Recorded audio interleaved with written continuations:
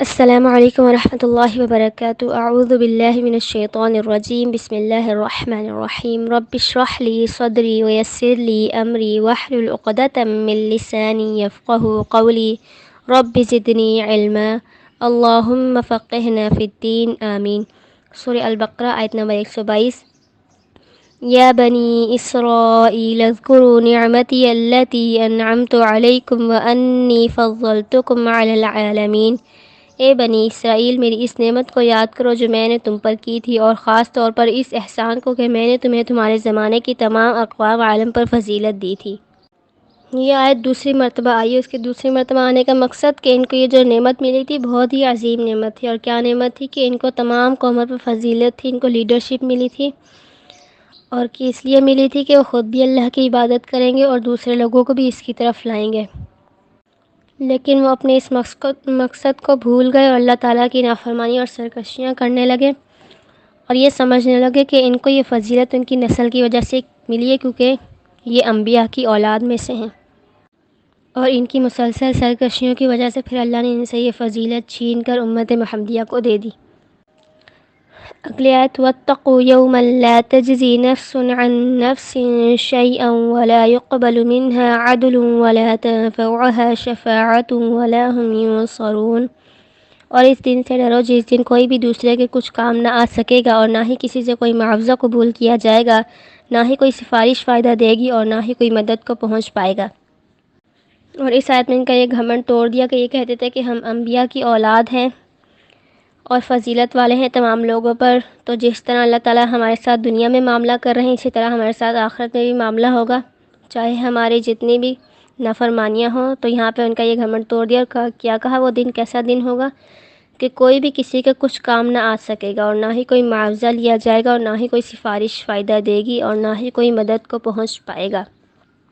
اور احادیث میں سفارش کی دو اقسام آئی ہیں، ایک ہے شفاعت عظمیٰ، خاص شفاعت، اور ایک ہے عام شفاعت، شفاعت صغریٰ۔ شفاعت عظمیٰ جو ہے وہ جب تمام لوگ حشر میں جمع ہو جائیں گے اور حساب کتاب شروع نہیں ہو رہا ہوگا، کھڑے کھڑے تھک جائیں گے، ہر ایک کو اپنی فکر لاحق ہوگی، ہر ایک اکیلا تنہا ہوگا، وہ ہوں گے اور اس کے اعمال ہوں گے، کسی کی کوئی فکر نہیں ہوگی، انتہا کی گرمی ہوگی، اور جو حساب کتاب ہے وہ شروع نہیں کیا جائے گا، تو لوگ تنگ آ جائیں گے اور وہ یہ تمنا کریں گے کہ اللہ تعالیٰ حساب کتاب شروع کر دیں، ہمارا فیصلہ کر دیں، خواہ ہمیں جہنم میں ہی بھیج دیں۔ تو پھر سب لوگ مل کر تمام انبیاء کے پاس جائیں گے، سب سے پہلے حضرت آدم علیہ السلام کے پاس جائیں گے، وہ انکار کر دیں گے شفاعت کرنے سے، اور اپنی غلطی یاد کریں گے کہ انہوں نے جنت کا پھل کھا لیا تھا جس سے اللہ تعالیٰ نے منع کیا تھا۔ پھر وہ نوح علیہ السلام کے پاس، اور ہر نبی دوسرے نبی کی طرف بھیجتا جائے گا، حتیٰ کہ عیسیٰ علیہ السلام کے پاس جائیں گے، پھر عیسیٰ علیہ السلام تمام لوگوں کو نبی کریم صلی اللہ علیہ وسلم کی طرف بھیج دیں گے، اور پھر نبی کریم صلی اللہ علیہ وسلم ان کے کہنے پر مقام محمود پر جا کر لمبا سجدہ کریں گے، پھر اللہ تعالیٰ ان کی آپ صلی اللہ علیہ وسلم کی شفاعت قبول کریں گے، اور پھر حساب کتاب شروع کیا جائے گا۔ یہ ہے شفاعت کبریٰ، بڑی شفاعت۔ اس کے بعد پھر سب کا جب فیصلہ کر دیا جائے گا، جنتی جنت میں چلے جائیں گے اور جہنمی جہنم میں چلے جائیں گے، پھر نبی کریم صلی اللہ علیہ وسلم کو پتہ چلے گا کہ ان کی امت جو ہے جہنم میں ابھی ہے بہت ساری، پھر آپ صلی اللہ علیہ وسلم مقام محمود پر جا کر لمبا سجدہ کریں گے، پھر آپ کی شفاعت قبول کی جائے گی اور آپ کی امت جنت کی طرف لے جائی جائے گی، جس کے دل میں رائی کے دانے کے برابر بھی ایمان ہوگا۔ اور اس کے علاوہ ملائکہ، انبیاء اور باقی نیک لوگ بھی اللہ کی اجازت سے سفارش کریں گے، لیکن کفار کے حق میں کوئی سفارش نہیں ہوگی۔ تو اس وقت بنی اسرائیل کا غلط عقیدہ بھی درست کر دیا گیا، اور آج ہمارا بھی درست کیا جا رہا ہے کہ آخرت میں اس طرح کا کوئی نظام نہیں ہوگا، جیسے دنیا میں ہم کسی طرح بچ جاتے ہیں، اپنا جرم چھپا لیتے ہیں، آخرت میں ایسا کچھ نہیں ہونے والا۔ اور یہ دو آیتیں دوبارہ لانے کا مقصد یہ بھی ہے کہ اب بنی اسرائیل کو ان کے عہدے سے معزول کر کے رسول کریم صلی اللہ علیہ وسلم اور ان کی امت کو یہ فضیلت دی جا رہی ہے، اور حضرت محمد صلی اللہ علیہ وسلم اسماعیل کی نسل سے ہیں، اور اسماعیل علیہ السلام کے باپ حضرت ابراہیم علیہ السلام ہے، تو اب آگے ابراہیم علیہ السلام کی تاریخ بتائی جا رہی ہے، کیونکہ یہود و نصارہ اور مشرکین مکہ سب اپنے آپ کو ابراہیم علیہ السلام کے دین پر کہتے تھے، لیکن اللہ تعالیٰ نے بتا دیا کہ ان کا اصل دین کیا تھا۔ اگلی آیت، وَإِذِ ابْتَلَىٰ إِبْرَاهِيمَ رَبُّهُ بِكَلِمَاتٍ فَأَتَمَّهُنَّ قَالَ إِنِّي جَاعِلُكَ لِلنَّاسِ إِمَامًا قال ومن ذریتی قال لا ینال عہد الظالمین۔ اور یاد کرو جب ابراہیم علیہ السلام کو ان کے رب نے کئی باتوں میں آزمایا تو وہ ان سب پہ پورے اترے۔ اللہ نے فرمایا میں تمہیں ابراہیم علیہ السلام کو لوگوں کا امام بنا رہا ہوں۔ ابراہیم علیہ السلام نے کہا میری اولاد میں سے بھی امام بنا دے۔ اللہ نے فرمایا ظالموں سے یہ میرا وعدہ نہیں ہے۔ ابراہیم علیہ السلام اللہ کے بہت ہی مقرب پیغمبروں میں سے ہیں اور ان کے بہت سے القابات ہیں۔ ان کو ابو الانبیاء یعنی کہ انبیاء کے باپ، امام الناس، خلیل اللہ، اس طرح کے ان کے القابات ہیں کہ جن کے ذریعے اللہ تعالیٰ نے ان کو قرآن پاک میں مخاطب کیا ہے۔ ان کی ہم تھوڑی سی تاریخ دیکھ لیتے ہیں کہ ابراہیم علیہ السلام جو تھے ایک مشرک قوم میں پیدا ہوئے تھے جہاں پہ دور دور تک شرک کے اندھیرے تھے۔ ان کی پوری قوم، ان کے والدین سب بت پرست تھے اور ان کا جو والد تھا بت فروش تھا جس کا نام قرآن پاک میں آزر آیا ہے۔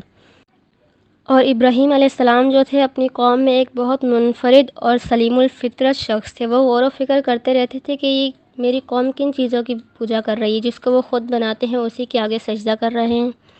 تو یہ چیز ان کو ہضم نہیں ہوتی تھی اور وہ ادھر ادھر تفکر تدبر کرتے تھے۔ اور ان کے دل میں رب کے بارے میں جو کانسیپٹ تھا کہ رب وہ ہے جو کسی کا محتاج نہیں اور اس کو کوئی زوال نہیں، وہ سب سے اعلیٰ ہے۔ تو اسی میں سورہ انعام میں آتا ہے آیت نمبر 76 سے 79 تک کہ ان پر جب رات چھا گئی تو انہوں نے ایک ستارہ دیکھا چمکتا ہوا اور انہوں نے کہا کہ یہ میرا رب ہے۔ لیکن جب وہ غروب ہو گیا تو وہ کہنے لگے کہ میں غروب ہونے والوں کو پسند نہیں کرتا۔ پھر اس کے بعد انہوں نے چاند کو چمکتا ہوا دیکھا تو فرمایا یہ میرا رب ہے۔ لیکن جب وہ بھی غروب ہو گیا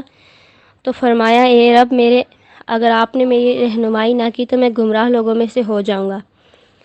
پھر جب انہوں نے سورج کو چمکتا ہوا دیکھا تو کہا یہ میرا رب ہے، یہ سب سے بڑا ہے۔ پھر جب وہ بھی غروب ہو گیا تو فرمایا اے میری قوم میں ان سب معبودوں سے بری ہوں جنہیں تم اللہ کا شریک بناتے ہو، اور بے شک میں نے یکسو ہو کر اپنا رخ اس ذات کی طرف کر لیا ہے جس نے آسمانوں اور زمین کو پیدا کیا، اور میں ہرگز شرک کرنے والوں میں سے نہیں ہوں۔ ان آیات سے ان کی توحید پتہ چلی کہ دور دور تک جہاں پہ کوئی توحید کا نام و نشان ہی نہیں تھا، رب کی کوئی معرفت ہی نہیں تھی اور ان پر اس ٹائم کوئی وحی بھی نہیں آتی تھی، اس وقت انہوں نے اپنے رب کو پہچان لیا اور شرک کا انکار کر دیا۔ اور پھر اللہ تعالیٰ نے ان کو بہت جگہ آزمایا اور اپنی سب آزمائشوں میں پورے اترے۔ ان کی سب سے بڑی آزمائش کیا تھی کہ جب انہوں نے رب کو پہچان لیا اور اس کی عبادت شروع کی اور اپنی قوم کو اس کی طرف بلانا شروع کیا تو قوم ان کی دشمن بن گئی، اور ان کی اپنی ہی قوم، اپنے ہی لوگ اور اپنے ہی باپ نے مل کر ان کو آگ میں ڈالا۔ اس وقت وہ نہیں جانتے تھے کہ میں جب یہ آگ میں جاؤں گا تو یہ آگ ٹھنڈی ہو جائے گی۔ وہ اپنی توحید بچانے کے لیے اس آگ میں کود گئے، پھر اللہ کے حکم سے وہ آگ ٹھنڈی ہو گئی۔ اس کے بعد پھر کیا آزمائش آئی کہ بڑھاپے میں اللہ نے ان کو اولاد دی، اور چھوٹی سی اولاد جب بڑھاپے میں ملی تو کیا حکم دیا کہ اپنی اس اولاد کو اور اپنے گھر والوں کو بیت اللہ میں چھوڑا۔ اور بیت اللہ اس وقت ایسا نہیں تھا جیسے آج ہمیں نظر آتا ہے، بالکل صحرا، دور دور تک نہ پانی نہ رہنے کے کوئی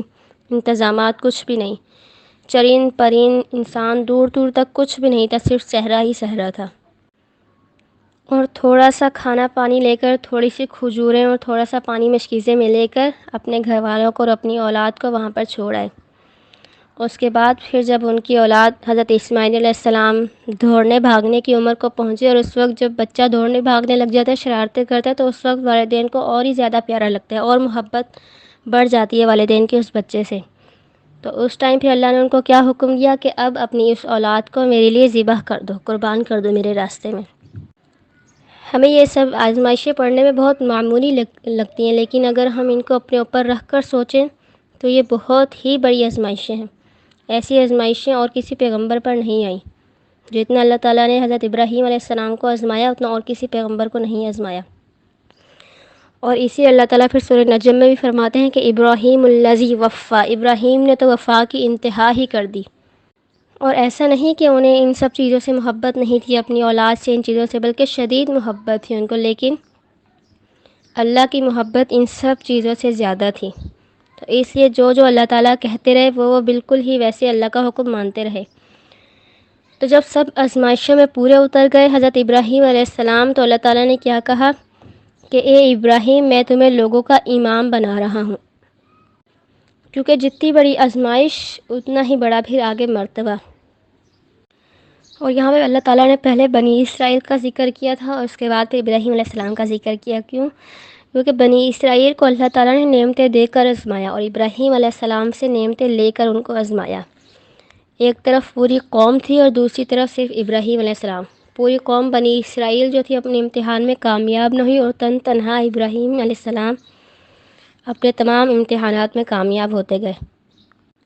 اور جب اللہ تعالیٰ نے ابراہیم علیہ السلام کو اتنا بڑا انعام دیا، لوگوں کا امام بنایا، تو اس کے بعد فوراً ابراہیم علیہ السلام نے کیا کہا؟ اور میری اولاد میں سے بھی امام بنا دیں۔ یعنی دنیا اور آخرت کے معاملے میں سب سے پہلے اپنی اولاد یاد آئی، اور انسان کی فطرت ہے کہ وہ جو بھی خیر و بھلائی اپنے لیے چاہتا ہے وہی اپنی اولاد کے لیے بھی چاہتا ہے، اور اسی کے لیے پھر ہمیں قرآن پاک نے دعائیں بھی سکھائی ہیں۔ ربنا هب لنا من ازواجنا وذرياتنا قرة اعین واجعلنا للمتقین اماما۔ اور ایک بھی حضرت ابراہیم علیہ السلام کی دعا آتی ہے، رب اجعلنی مقیم الصلاة ومن ذریتی ربنا وتقبل دعاء ربنا اغفر لی ولوالدی وللمؤمنین یوم یقوم الحساب۔ کیونکہ ابراہیم علیہ السلام بہت ہی نرم دل اور سیلف لیس انسان تھے، یعنی کہ اپنے سے زیادہ دوسروں کا سوچتے تھے، تو اسی لیے ان کو سب سے پہلے اپنی اولاد یاد آئی کہ میری اولاد میں سے بھی امام بنا دیں، میری اولاد کو بھی اس راستے پر لگا دیں۔ اور پھر اللہ تعالیٰ نے حضرت ابراہیم علیہ السلام کی دعا قبول کی اور پھر آپ کی نسل بنی اسماعیل سے حضرت محمد صلی اللہ علیہ وسلم کو اٹھایا، اور وہ پھر تمام انبیاء کے امام بنے، تمام انبیاء کے تمام لوگوں کے۔ اور نبی کریم صلی اللہ علیہ وسلم فرمایا کرتے تھے کہ میں اپنے باپ ابراہیم علیہ السلام کی دعا کا نتیجہ ہوں۔ آگے اللہ نے کیا فرمایا؟ قال لا ینال عہد الظالمین۔ اللہ نے فرمایا ظالموں سے یہ میرا وعدہ نہیں کہ اگر کوئی آپ کی اولاد میں سے نافرمانی کرے گا تو پھر اس تک میرا یہ وعدہ نہیں پہنچے گا، نیکوکاروں کو ہی یہ میرا وعدہ پہنچے گا کہ جو اپنے آپ کو اس قابل بنائے گا وہی پھر آپ کی اولاد میں سے امام بنے گا۔ تو یہاں سے ہمیں کیا پتہ چلا کہ انبیاء کی اولاد ہونا یا کسی بڑے نیکوکار بندے کی اولاد ہونا کافی نہیں، بلکہ اپنے آپ کو ان کے نقش قدم پر چلانا، ان کے طریقے پر چلانا بھی ضروری ہے۔ جیسے کہ حدیث میں بھی آتا ہے کہ جب تمام لوگ جنت میں چلے جائیں گے اور اگر کچھ رشتہ دار یا والدین یا پھر اولاد میں سے اگر کوئی نچلے درجے میں ہوگا جنت میں لیکن ہوں گے نیک اور سب جنت میں ہوں گے، تو اللہ تعالیٰ پھر ان سب کو جو اوپر والے درجے میں ہوں گے ان سب کو ایک جگہ پر کر دیں گے۔ لیکن ایسا نہیں ہوگا کہ اگر والدین جنت میں ہیں اور اولاد جو ہے جہنم میں تو اس اولاد کو والدین کی وجہ سے لا کر جنت میں ڈال دیں، ایسا نہیں ہوگا۔ اگر جنت میں ہیں اور والدین کا درجہ اوپر ہے تو اولاد کو بھی پھر اوپر والے درجے میں پہنچا دیا جائے گا۔ اگلی آیت، وَإِذْ جَعَلْنَا الْبَيْتَ مَثَابَةً لِلنَّاسِ وَأَمْنًا وَاتَّخِذُوا مِن مَّقَامِ إِبْرَاهِيمَ مُصَلًّى وَعَهِدْنَا إِلَىٰ إِبْرَاهِيمَ وَإِسْمَاعِيلَ أَن طَهِّرَ بَيْتِيَ لِلطَّائِفِينَ وَالْعَاكِفِينَ وَالرُّكَّعِ السُّجُودِ۔ اور یاد کرو جب ہم نے بیت اللہ کو لوگوں کے لیے بار بار لوٹ کر آنے اور امن کی جگہ قرار دیا اور لوگوں کو حکم دیا کہ مقام ابراہیم کو نماز کی جگہ مقرر کر لو، اور ہم نے ابراہیم و اسماعیل علیہ السلام کو وصیت کی کہ میرے گھر کو طواف، اعتکاف اور رکوع سجود کرنے والوں کے لیے پاک و صاف رکھو۔ اور اب ابراہیم علیہ السلام تمام آزمائشوں میں پورے اتر گئے، اللہ تعالیٰ نے ان کو لوگوں کا امام بھی بنا دیا۔ اس کے بعد پھر ان سے کیا عظیم کام لیا کہ ان کو کہا کہ اب آپ بیت اللہ کی تعمیر کرو۔ اور جب سے دنیا بنی ہے، جب سے بیت اللہ ہے، سب سے پہلے اس کو فرشتوں نے بنایا، پھر آدم علیہ السلام نے، پھر یہ طوفان نوح کے بعد ختم ہو گیا تھا، پھر دوبارہ اس کو شیث علیہ السلام نے بنایا اور پھر ابراہیم علیہ السلام نے اس کو تعمیر کیا، اس کے بعد سے پھر یہ اب تک موجود ہے۔ اور کیا کہا کہ ہم نے بیت اللہ کو لوگوں کے لیے بار بار لوٹ کر آنے والی جگہ بنایا، کہ ہر ایک مسلمان کے دل میں اس کی محبت ہے، اور ہر ایک جو نہیں گیا وہ جانا چاہتا ہے، اور جو ایک بار چلا جائے وہ بار بار جانا چاہتا ہے۔ اور کوئی شخص ایسا نہیں ہوتا کہ جو وہاں پر جائے اور پھر وہاں پر یہ دعا نہ کرے کہ اللہ مجھے یہاں پہ دوبارہ لانا۔ اور آگے کیا فرمایا؟ اور امن کی جگہ قرار دیا، مطلب کہ بیت اللہ اور حرم اور اس کے ارد گرد کی جو جگہ ہے پوری جگہ امن والی ہے، وہاں پہ کوئی لوٹ مار، کوئی خون ریزی کچھ بھی کرنا، حتیٰ کہ جانوروں کو مارنا بھی ممنوع ہے۔ اور اس کو حرمت والا کس نے بنایا؟ حدیث میں ہے، بخاری کی حدیث ہے کہ نبی کریم صلی اللہ علیہ وسلم نے فرمایا مکہ کو اللہ نے حرمت والا بنایا ہے، لوگوں نے اس کو حرمت والا نہیں بنایا، اور کسی کے لیے جائز نہیں جو اللہ اور آخرت کے دن کو مانتا ہو کہ وہاں خون بہائے اور وہاں کوئی درخت وغیرہ کاٹے۔ یہ اس وقت مشرکین مکہ کے دور میں بھی امن والا علاقہ تھا، اور آج بھی جب سے یہ بنا ہے جب سے یہ امن والا علاقہ ہے، اور وہاں پہ کوئی لوٹ مار نہیں تھی۔ کوئی اگر مشرکین مکہ جیسے ہم پڑھتے ہیں کہ ان میں قبیلے تھے اور قبیلوں میں آپس میں جنگیں ہوتی تھیں، لیکن اگر حرم کی حدود میں ان کو اپنے باپ کا قاتل بھی نظر آ جاتا تھا تو اس کو کچھ نہیں کہا جاتا تھا۔ اور صرف وہ جگہ ہی امن والی نہیں بلکہ اس کے آس پاس کے رہنے والے لوگ بھی اس امن کی وجہ سے امن میں تھے، کیونکہ جیسے کہ ہم سیرت میں پڑھتے ہیں کہ مشرکین مکہ جو تھے وہ حرم کی حدود، حرم کے اندر رہا کرتے تھے، حرم کے آس پاس، اور ان کی جو ادھر ادھر کی قومیں تھیں ان میں لوگ جو تھے لوٹ مار کر لیا کرتے تھے، اور باقی قبیلے جب اپنی تجارت وغیرہ کے لیے جاتے تو ڈاکو ان کو لوٹ لیا کرتے تھے، لیکن جب یہ مشرکین جاتے تو ان کی ایک عزت تھی اس بیت اللہ کے رکھوالے ہونے کی وجہ سے، اس لیے ان کو کوئی کچھ نہیں کہتا، اپنے امن کے ساتھ جاتے اور امن کے ساتھ واپسی آ جاتے تھے۔ آگے وَاتَّخِذُوا مِن مَقَامِ إِبْرَاهِيمَ مُصَلًّى، اور لوگوں کو حکم دیا کہ مقام ابراہیم کو نماز کی جگہ مقرر کر لو۔ مقام ابراہیم وہ پتھر ہے کہ جب بیت اللہ کی تعمیر کرتے ہوئے حضرت ابراہیم علیہ السلام نے اس پتھر پر چڑھ کر بیت اللہ کی تعمیر مکمل کی تھی، اور وہ پتھر جو تھا اللہ کے حکم سے جیسے جیسے دیوار اونچی ہوتی تو وہ پتھر بھی اوپر ہوتا جاتا، جس کی وجہ سے حضرت ابراہیم علیہ السلام کے پیروں کے نشان اس پتھر پر رہ گئے تھے، اور وہ آج بھی موجود ہیں۔ اور یہ پتھر اب خانہ کعبہ سے تھوڑی سی دور مشرق کی طرف رکھا گیا ہے، اور طواف کرنے کے بعد یہاں پر 2 رکعت نفل نماز پڑھنا واجب ہے، نہیں تو طواف مکمل نہیں ہوتا۔ اسی بات کا یہاں پہ حکم دیا جا رہا ہے کہ مقام ابراہیم کو نماز کی جگہ مقرر کر لو، اور اگر رش کی وجہ سے بالکل مقام مصلی ابراہیم کے پاس نماز پڑھنے کا موقع نہ ملے تو پھر حرم کی حدود میں کسی بھی جگہ نماز پڑھ سکتے ہیں، بالکل اسی طرح جیسے اگر حجر اسود کو چومنے کا موقع نہ ملے رش کی وجہ سے تو دور سے ہی اس کو اشارہ کر کے ہاتھ چوم لیا جاتا ہے، بالکل اسی طرح اس کے ساتھ بھی کہ اگر رش کی وجہ سے نہ جگہ ملے تو پھر کسی بھی جگہ حرم کی حدود میں رہ کر 2 رکعت نفل پڑھ لیے جائیں۔ اور یہاں سے ہمارے لیے ایک اور سبق کی بات یہ ہے کہ جب بندہ اللہ کے لیے کوئی قربانی دیتا ہے، تکلیفیں اٹھاتا ہے، تو اللہ تعالیٰ اس کی کوئی کوشش ضائع نہیں جانے دیتے، بلکہ اس کے اثرات ہمارے مرنے کے بعد بھی باقی رکھتے ہیں۔ جیسے کہ ابراہیم علیہ السلام کی کوششوں کو اللہ نے ضائع نہیں جانے دیا، بلکہ ان کو ایک معجزے کے طور پر خانہ کعبہ کے ساتھ ہی رکھ دیا، اور قیامت تک آنے والے تمام مسلمان جو بیت اللہ میں آتے ہیں وہ اس کی بھی زیارت کرتے ہیں اور اس کے پاس نماز ادا کرتے ہیں۔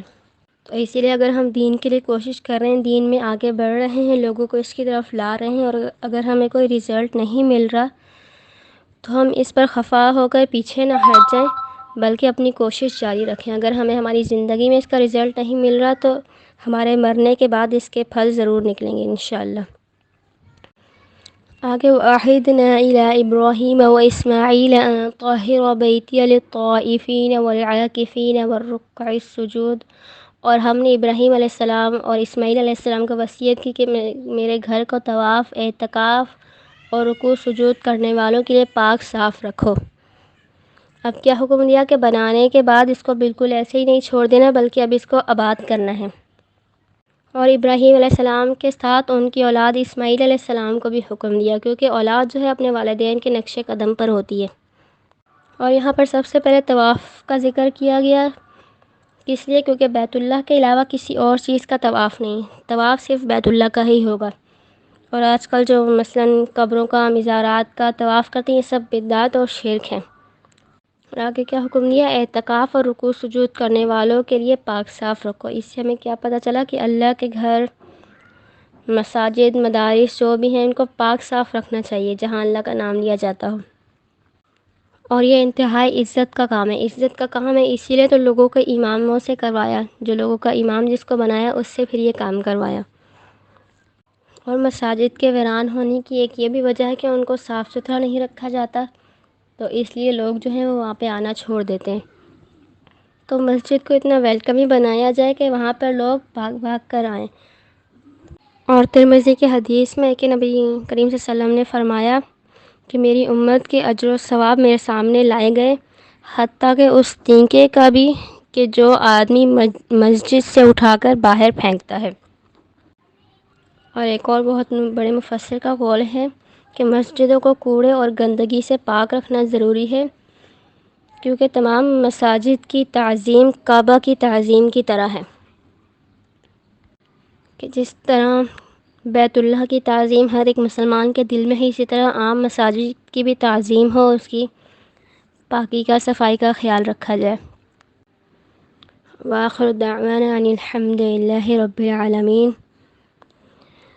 ہم نے جو پڑھا اللہ تعالی ہمیں اس پر عمل کرنے کی توفیق دے اور ہمیں بار بار بیت اللہ شریف کی زیارت کروائے، آمین۔ وآخر دعوانا ان الحمد للہ رب العالمین۔